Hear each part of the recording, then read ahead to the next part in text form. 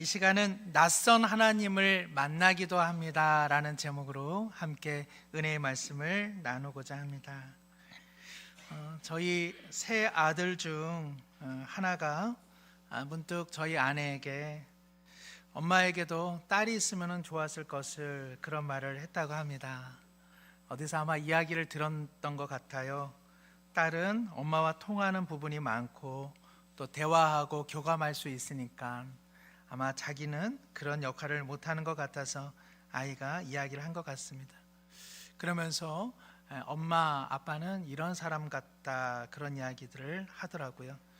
아내로부터 그런 이야기를 들으면서 엄마 아빠의 마음도 헤아려 보는구나 철이 들었다 싶으면서 또 아이가 저에 대해서 이야기한 것을 전해 들으면서 그 부분을 어떻게 알았지?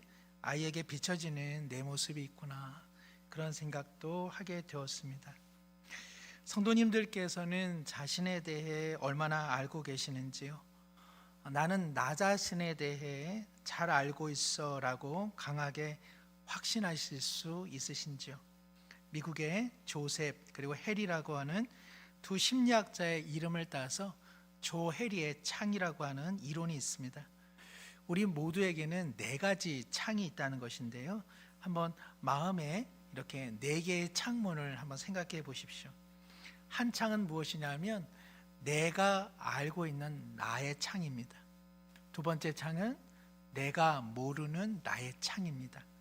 세 번째 창은 나에 대해 사람들이 알고 있는 창이고, 네 번째 마지막 창은 다른 사람도 모르고 있는 창입니다. 우리는 어찌 보면 이 네 가지 창 속에 살아가고 있다 해도 과언은 아닐 것입니다. 때로는 내가 알고 있지만 내가 모르는 내가 존재하고 있고, 다른 사람이 알고 있는 내가 존재하지만 또 다른 사람들이 알지 못하는 나도 존재하죠. 그래서 우리는 우리 자신에 대해서도 때로는 낯설기도 하고, 그리고 나와 오랫동안 함께 지냈던 사람이 이런 면이 있었어 하고 낯설어하는 까닭도 여기에 있습니다. 하나님을 믿는 신앙 안에서도 이러한 면이 있는 것 같습니다. 하나님께서는 자신을 나타내 주시는 창이 있고, 그리고 하나님께서 자신을 드러내지 않고 감추시는 창이 있습니다. 우리도 하나님에 대해서 친숙하게 알고 있는 창이 있고, 때로는 낯설게 느껴지는 하나님의 창이 있는 것이죠. 우리 대부분은 신앙생활을 어디에서 하고 싶으냐? 우리에게 충분히 자신의 뜻을 나타내 주시는 하나님, 그리고 우리에게는 언제나 친숙한, 익숙한 그 하나님의 영역 속에서 우리는 신앙생활을 하기를 원합니다. 신앙생활의 소위 위기라고 하는 것, 그리고 신앙생활의 혹여 어려움이라고 하는 것은 하나님께서 자신의 뜻을 감추실 때, 그리고 내게는 이런 하나님이야 라고 생각했는데 뜻밖의 낯선 하나님을 만나기 시작하면 우리는 신앙생활에 고갯마루길을 오르는 것처럼 어려움을 경험하게 되는 것이죠. 우리 모두는 자신의 뜻을 확실하게 말씀해 주시는 하나님, 그리고 하나님은 이런 분이야 라는 그 친숙한 하나님의 영역 속에서 신앙생활을 누구나 하고 싶지만, 때로는 어떻습니까? 우리는 자신에 대해 말씀하지 않으시는, 침묵하시고 스스로 감추시는 하나님을 만나게 되고, 그리고 내게는 너무 낯선 분, 하나님은 이런 분이야 라고 생각했는데 전혀 다르게 찾아오시는 하나님, 그래서 우리 모두는 신앙의 어려움을 경험하기도 합니다. 사랑하는 성도 여러분, 하나님께서는 우리 모두에게 자신에 대해, 그리고 우리를 향한 자신의 뜻을 왜 전부 다 알려주지 않으시는 걸까요? 하나님은 때때로 우리의 삶에 낯선 분으로 찾아오시는 까닭은 무엇일까요? 그것은 하나님에 대한 우리의 고정관념을 깨뜨리기 위함 때문입니다. 하나님은 우리가 생각하는 것처럼 종교적인 신이 아닙니다.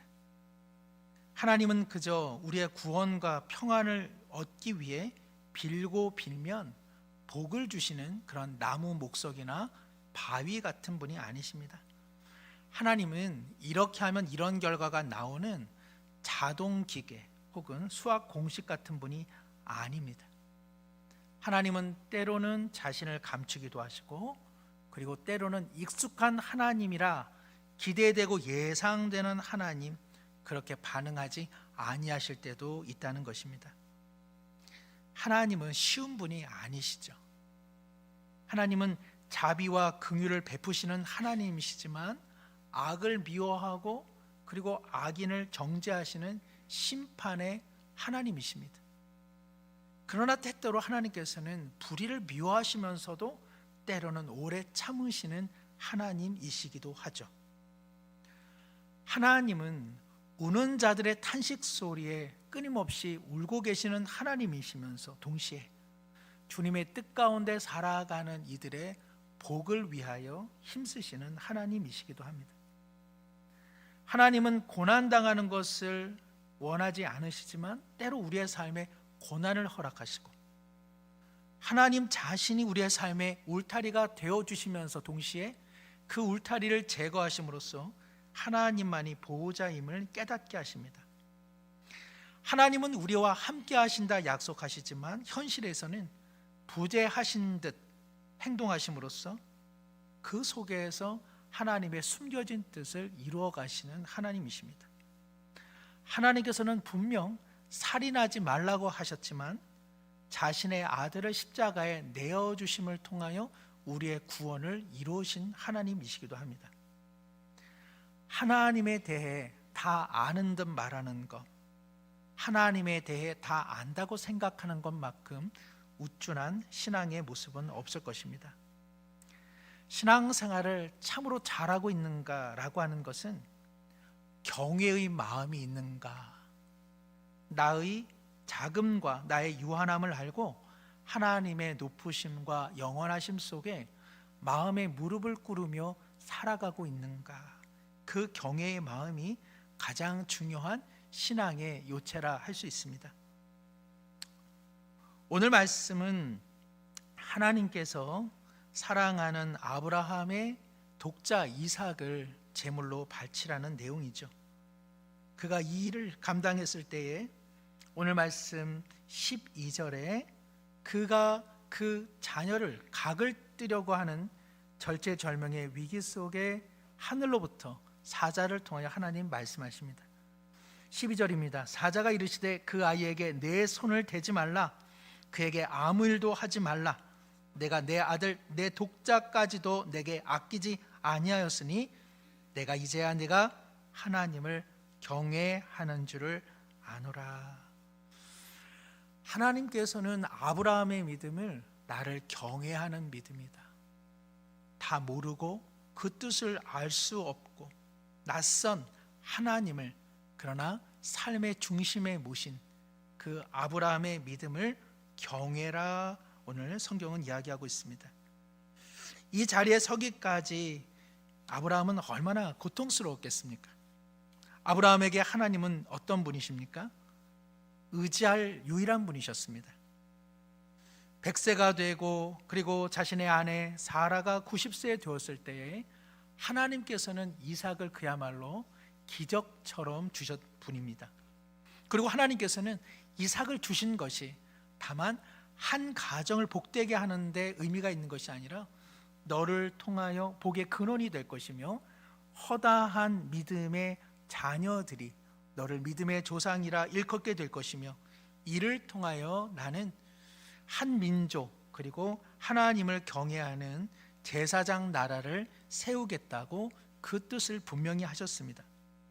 그러나 이삭이 태어난 지 15년여가 흘렀을 어느 무렵 하나님께서는 아브라함에게 그 아들, 내 독자, 내 사랑하는 이삭을 번제, 즉 하나님께 다 태워 바치라고 하는 엄청난 충격 같은 명령을 지금 하고 계십니다. 아브라함에게 하나님은 너무 낯선 하나님이 되신 것이죠. 그리고 그 뜻을 알 수 없는 하나님이셨습니다. 오늘 본문 22장 1절에 보면 그 일 후에 하나님이 아브라함을 시험하시려고 그를 부르셨다. 아브라함은 이를 몰랐습니다. 다만 이것이 하나의 시험이지 실제로 자신의 아들이 죽임을 당하리라 이 생각은 처음엔 가질 수 없었던 것이죠. 여기서 하나님께서 아브라함을 시험하신다라고 하는 것은 이 성경을 읽는 우리를 위하여 기록해 둔 내용입니다. 하나님께서는 이삭을 죽이는 데 목적이 있지 않다라는 것을 이 성경을 읽는 우리에게 알려주려고 정보 차원에서 이 내용이 기록되어 있으나 아브라함은 그 사실을 알지 못했던 것이죠. 아브라함은 뜻을 나타내 주지 않으시는 하나님, 약속하셨으나 이제 그 약속의 축복된 결과를 가져가 버리시는 하나님과 직면해야만 했던 것입니다. 이것이 바로 아브라함이 경험하게 되는 고통의 순간이었죠. 덴마크의 철학자이면서 기독교 사상가였던 세렌 키에르케고르라고 하는 인물이 있는데 그의 책 중 하나가 공포와 전율이라고 하는 책이 있습니다. 이 공포와 전율이라고 하는 이 책은 오늘 본문 창세기 22장의 내용을 기반으로 하고 있습니다.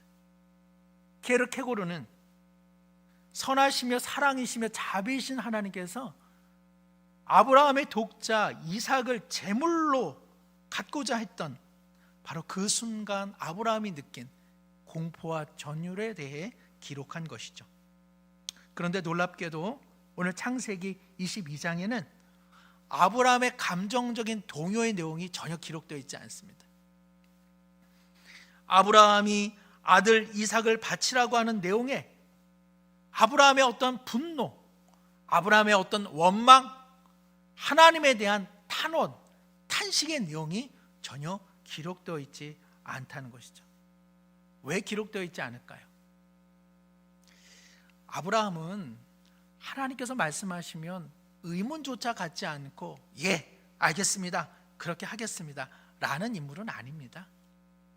예를 들어보면 소돔과 고모라를 하나님께서 멸망시킨다 하실 때에 아브라함은 대뜻 하나님에게 이렇게 이야기했습니다.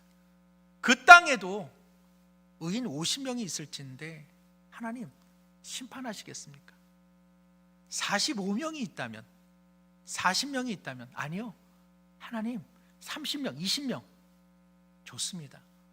10명이라도 있다면 소돔과 고모라를 심판하시는 것, 저는 그거 하나님의 온전한 의로움이라 볼 수 없습니다 라고 말했던 인물이 바로 아브라함입니다. 그런데 아브라함이 자신의 아들 이 이삭을 바치는 일에 있어서는 그가 한마디도 하나님께 어떠한 말을 하고 있지 않습니다. 우리 성도님들께서는 어떠시겠습니까? 사랑하는 아들을 어느 시점에 하나님께서 아무런 이유도 아무런 목적도 없이 그 아들을 내게 바치라 말씀하신다면 선뜻 그 아들을 하나님 앞에 드리시겠습니까? 우리 아버지들께서는 어떠시겠습니까? 당장 하나님 앞에 무릎을 꿇고 하나님, 제 아내 목숨은 가져가시더라도 우리 아들은 살려주셔야 되지 않겠습니까? 그죠? 우리 남성들의 신앙은 한 요 정도고 아내분들은 어떻게 기도하시겠습니까? 아니요, 저 남편 이러지 않으시겠죠? 제 목숨을 가져가시더라도 우리 남편하고 같이 우리 아들 목숨 살려주셔야 됩니다. 그렇게 기도하실 줄 믿습니다.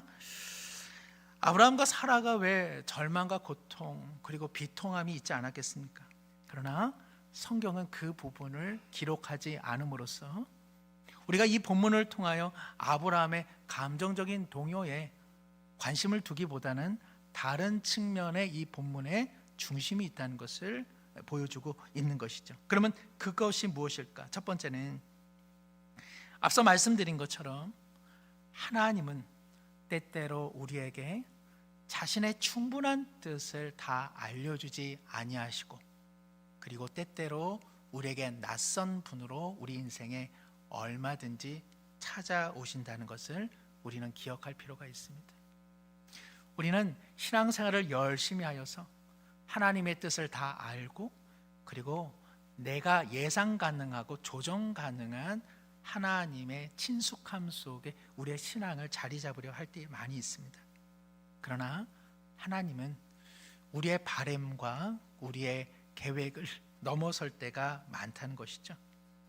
구약 성경의 시편은 총 150편인데 우리가 시로 노래하자, 나는 시편이 너무 좋아요 라고 이야기는 할지언정 시편의 상당수는 탄식시, 비통시, 애가입니다.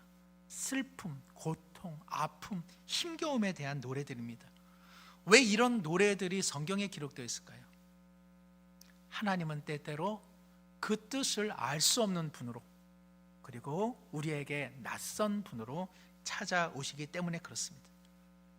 그런 속에서 고백되어진 그들의 탄식의 노래가 그러나 성경에 그대로 기록되어 있다라고 하는 것은 바로 그 울음, 그 고통을 하나님께서는 불신으로 받아들이는 것이 아니라 그것을 기도로 받아주신다고 하는 것이죠.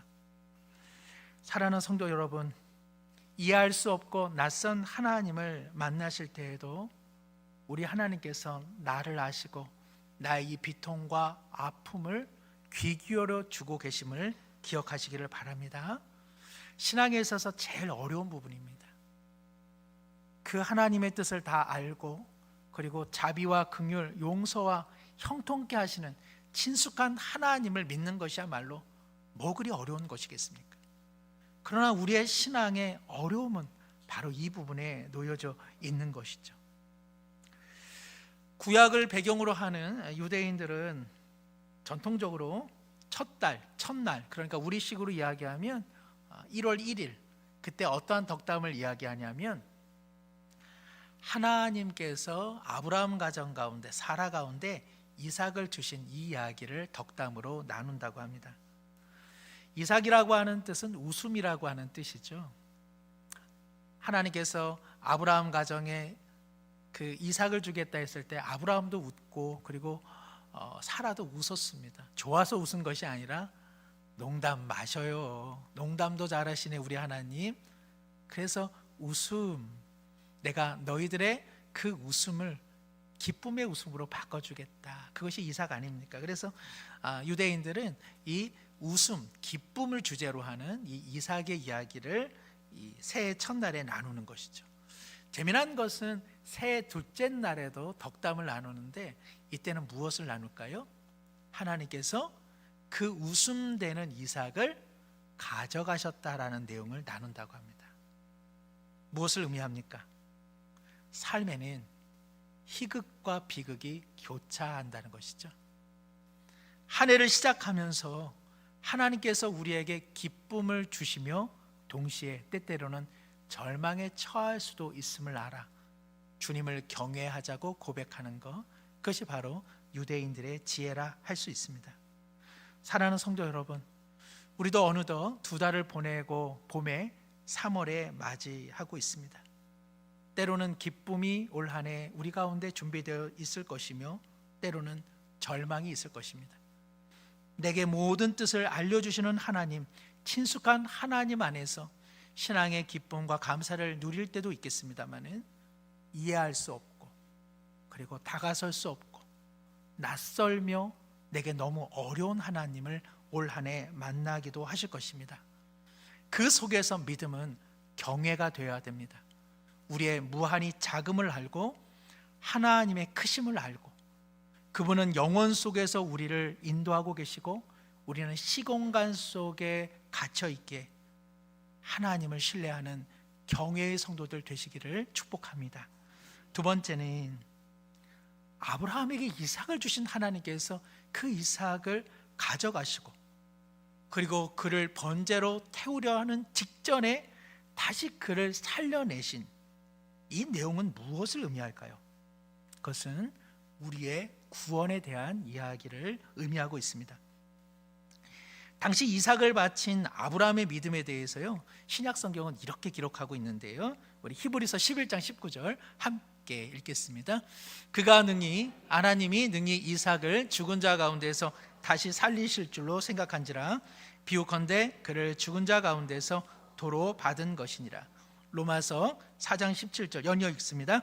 기록된 바 내가 너를 많은 민족의 조상으로 세웠다 하심과 같으니 그가 믿은 바 하나님은 죽은 자를 살리시며 없는 것을 있는 것으로 부르시는 이시니라. 아멘. 이 히브리서 말씀 그리고 로마서 말씀은 표면적으로는 바울의 믿음에 대한 내용입니다. 이삭을 죽은 자 가운데서 살리실 것을 믿었다. 그리고 죽은 자를 살리며 없는 것을 있는 것으로 불러내시는 하나님을 아브라함은 신뢰했다. 우리는 아브라함의 믿음에 대해 진실로 박수를 치고 그리고 따라갈 본이 될 만한 믿음입니다. 그러나 이 본문에서 강조하고자 하는 것은 아브라함이 어떠한 내용, 어떠한 하나님을 믿었느냐 하는 것입니다. 어떤 하나님을 아브라함은 신뢰했다는 것입니까? 죽은 자를 살리시고 그리고 없는 것으로부터 새로운 생명을 만들어내신 하나님, 그 하나님이 바로 우리가 믿는 하나님이다라고 성경은 이야기하고 있는 것입니다. 우리 다 알고 있지만 아브라함의 나이 100세 그리고 자녀를 잉태하게 되는 사라의 나이가 90세였습니다. 오늘날로 환산하면 사실은 조금 젊은 나이로 환산이 될 겁니다. 그럼에도 불구하고 이 사라의 몸은 아이를 가질 수 있는 몸은 아니었습니다. 그걸 누가 알았습니까? 사라가 알았습니다. 그래서 하나님께서 내 몸을 통하여 자녀가 출산하게 될 것이라는 하나님의 약속에 사라가 웃었습니다. 하나님, 제가 경수가 끊어지고요, 그리고 여인으로서 더 이상 자녀를 보관할 수 있는 그런 나이는 아닙니다. 하나님께서 바로 그러한 때에 이삭을 주심으로써 바로 이삭은 하나님의 전적인 은혜요, 기적임을 나타내 주신 것이죠. 그런데 중요한 것은 그렇게 기적과 은혜로 주신 이삭을 하나님께서는 불현듯 다시 죽음의 자리로 이끌고 계십니다. 이것은 무엇을 의미하는 걸까요? 이삭의 출생이 하나님의 은혜였다면 이삭의 죽음과 같은 인생 속에서도 그를 이끄시는 것은 오직 하나님의 은혜임을 아브라함으로 하여금 깨닫게 하고 계시는 것이죠. 이것은 우리의 구원도 마찬가지입니다. 우리 중에 하나님의 자녀가 되는 일에 우리의 삶이 원인이 된 사람이 아무도 없습니다. 죽은 자는 일어날 수 없습니다. 하나님께서 우리에게 생명을 주셨기에 우리는 일어선 존재가 되었습니다. 우리는 하나님의 자녀가 되는 일에 즉 없음의 사람입니다. 그러나 하나님 자신이 원인이 되어 우리를 하나님의 자녀가 되게 하신 것이죠. 구원의 시작이 이와 같은 하나님의 은혜였다면 우리의 구원의 삶도 우리가 어떻게 하느냐에 중심이 있지 않고 하나님의 은혜로만, 하나님의 돌보심으로만, 하나님의 선하신 은총으로만 우리는 하나님의 자녀로 살아갈 수 있다는 것입니다. 오늘 우리 찬양대가 그 사랑, 그 은혜, 그 은총만이 우리의 삶을 열고 우리의 삶을 이끈다 고백하셨는데 바로 그것을 아브라함은 경험하게 되는 것이죠. 우리 성도님들 어떠십니까? 예수님을 믿으시면 예수님을 믿었던 이전의 시간들을 한번 생각해 보십시오. 예수님을 믿으셨을 때 그 감격, 그 감동은 이루 헤아릴 수 없었을 것입니다. 그러나 얼마 못 가서 내가 예수님의 사랑을 누리기에는 참 부족한 존재다. 그래서 주님을 등지려 했던 삶이 있지는 않았습니까? 이것은 사실은 정상적인 과정입니다. 왜요? 예수님을 모시는 일은 우리 가정에 불현듯 다가온 분을 모시는 일과 같기 때문에 그렇습니다. 우리 성도님들께서는 오늘 누가 우리 집에 문을 열고 들어온다면 기꺼이 맞아들일 만큼 가정이 깨끗하게 정리되어 계신 분이 얼마나 계신지요? 만약 예수님께서 쿵쿵쿵 문을 두드리시고 야, 오늘 너 생각나서 좀 왔어 라고 한다면 예수님 어서 들어오세요 하고 반겨 맞이하실 분이 얼마나 계시겠습니까? 대강대강 예수님 잠깐 기다리세요 하고는 거실에 모셔는 두겠죠.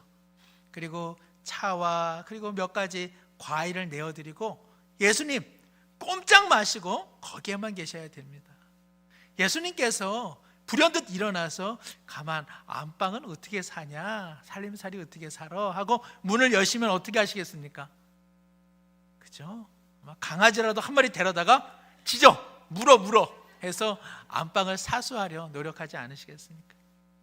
예수님께서 화장실 사용해도 될까라고 하시면 어떻게 하시겠습니까? 깜짝 놀라시겠죠. 깜짝 놀라실 겁니다. 우리 예수님 이제는 가시면 좋겠다. 그리고 다음에 집안이 정리되면 오시면 좋겠다. 예수님 나가시다가 문으로 나가셔야 되는데 어디 베란다로 나가신다면 어떻게 하시겠습니까? 제발 예수님 거기는 안 됩니다. 우리는 예수님을 반가워하지만 예수님이 우리 삶의 중심에 오시는 날 우리는 예수님을 반기기는 벅차고 어렵지 않겠습니까? 아마 우리는 예수님 나가신 다음에 거기에다가 신문 4절 그리고 예수님 4절 이렇게 붙여두고 싶을 때가 많지 않겠습니까? 우리는 착각을 합니다. 하나님께서 내게 구원의 은총을 주셨으면 그 구원의 은총을 관리하고 보존하는 일은 다 내 몫이야 라는 생각을 갖게 되죠. 이를 통하여 신앙의 침체를 경험하게 됩니다. 내게 주신 은혜가 너무 큰데 나는 이 은혜를 받기에는 너무 부족한 존재야. 나는 여기서 신앙생활 접어야 되겠어. 오늘 예수님께서 그 이삭을 다시 살려내고 계십니다. 은혜는 처음부터 끝까지 내가 너를 책임지는 것이야. 그게 은혜야 라고 말씀하고 계시는 것이죠. 그래서 오늘 본문 22장 13절 14절 함께 한번 읽겠습니다. 아브라함이 눈을 들어 살펴본즉 한 순양이 뒤에 있는데 뿔이 숫풀에 걸려 있는지라. 아브라함이 가서 그 순양을 가져다가 아들을 대신하여 번제로 드렸더라. 아브라함이 그 땅 이름을 여호와 이레라 하였으므로 오늘까지 사람들이 이르기를 여호와의 산에서 준비되리라 하더라. 아멘.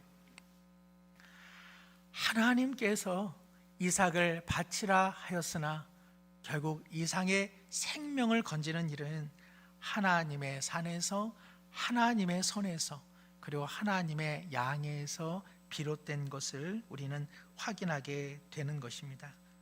사랑하는 성도 여러분, 하나님의 자녀가 되는 일 그리고 하나님의 자녀로 끝까지 살아가는 것도 여호와 이레 하나님의 은총임을 굳게 믿으시기를 바랍니다. 우리가 하나님을 믿은 이후로 우리는 물론 헌신, 섬김, 희생, 사랑의 삶을 분명히 살아야 합니다. 그러나 헌신과 섬김, 사랑과 희생의 삶을 살아야 하는 이유는 우리의 구원을 유지하기 위한 방편도 아니요, 그리고 하나님의 복을 받아내는 어떤 조건도 아닙니다. 그러면 우리는 왜 섬겨야 하고 봉사하고 사랑하고 희생해야 될까요? 우리의 구원 생활을 유지하기 위한 조건? 아니면 하나님의 복을 받는 조건? 아닙니다. 하나님의 사랑으로 우리의 삶이 달라져 우리는 그러한 삶을 살아가는 지향점을 발견했기 때문에 그렇습니다. 우리의 문제는 섬김, 헌신, 봉사, 희생을 자꾸 구원의 조건 그리고 복을 받는 조건으로 착각하면서 살아갈 때가 얼마나 많은지요. 그래서 늘 불안하고요. 그래서 늘 비교하게 됩니다. 그래서 자기 자랑이 있고 그래서 인정 욕구가 있기 마련인 것이죠. 그래서 정죄하기도 하고요. 그래서 자기를 비하하기도 하는 것입니다. 아닙니다. 우리는 희생, 섬김, 봉사, 사랑의 삶을 살아야 하지만 그것은 우리의 구원을 지속시키는 이유도 아니요, 그리고 복을 얻는 조건도 아닙니다. 사랑하면 사랑의 삶을 살게 되는 것이고 그 삶이 얼마나 가치 있는지를 우리 모두 알고 있지 않습니까?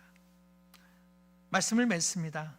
오늘 본문은 표면적으로는 이삭의 죽음과 부활의 이야기지만 결과적으로는 아브라함의 죽고 사는 구원의 이야기를 의미하고 있습니다. 하나님께서는 아브라함에게 낯선 분으로 찾아오셔서 그의 믿음을 다시 한번 깨뜨리시고 그의 자금을 알고 그리고 하나님의 크심을 깨달아 아브라함과 그리고 오늘 우리의 구원의 시작과 과정과 마침이 오직 하나님의 은혜, 여호와 이레의 은총임을 다시 한번 깨닫게 하고 계십니다. 사랑하는 성도 여러분, 우리의 신앙은 언제나 깨어져야 합니다. 우리의 신앙은 아직 완성되어 있지 않습니다. 우리는 하나님에 대해 많이 모릅니다. 그리고 하나님은 친숙한 분일 뿐 아니라 우리에게 낯선 분으로 여전히 다가오시는 분이기도 합니다. 우리는 그 속에서 죽음과 같은 고통을 경험할 수도 있습니다. 그러나 여호와 이레 하나님께서 우리를 다시 살려주실 줄로 믿습니다. 가장 중요한 것은 우리의 연약함과 약함을 고백하고 하나님의 선하심 속에 우리의 삶을 맡겨드리는 것입니다. 여호와 이레 주님의 선하신 은총이 우리를 살리실 것이며 우리는 죽고 다시 사는 십자가와 부활의 성도로 한 주를 그리고 올 한 해를 살게 될 줄로 믿습니다. 이와 같은 은혜가 넘쳐나기를 축복합니다. 기도하겠습니다. 하나님 아버지, 우리에게 다가오시는 하나님은 모든 뜻을 알게 하시고 그리고 모든 것이 통제 가능한 친숙한 하나님만은 아니십니다. 그 뜻을 헤아리기 어렵고 내게는 너무나 낯설고 당황스러운 분으로 우리 하나님 찾아오실 때도 얼마나 많이 있는지요. 거절하거나 거부하지 않게 하소서. 그 하나님께서 여호와 이레 우리에게 복을 주시고 은혜를 베푸시는 동일한 하나님이심을 고백하며 우리가 감당해야 할 사랑과 섬김과 순종과 희생의 삶을 온전히 걸어가게 하여 주옵소서. 우리의 모든 시작은 하나님의 은혜였으며 우리의 마침도 하나님의 은혜뿐입니다. 하나님의 은혜에 기대어 살아갈 때에 여호와 이레 죽은 자를 살리시고 없는 것을 있는 것으로 불러내시는 오직 하나님을 경험하는 우리 모두가 되게 하여 주옵소서. 예수님의 이름으로 기도드리옵나이다. 아멘.